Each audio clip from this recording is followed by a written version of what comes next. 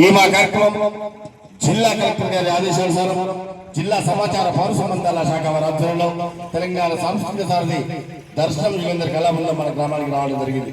పరిసరాల పరిశుభ్రత, ఆరోగ్య భద్రత, సీజనల్ వ్యాధులు, మరి చిన్నపిల్లలకు టీకాలు, పోలియో బారిన పడి కూడా చూసుకోవాలి, ధనుర్వాదం లేకుండా చూసుకునేటువంటి బాధ్యత మనపై ఉన్నది. కాబట్టి రవీంద్రగా ఉన్నట ఈ పూట ఆ పాట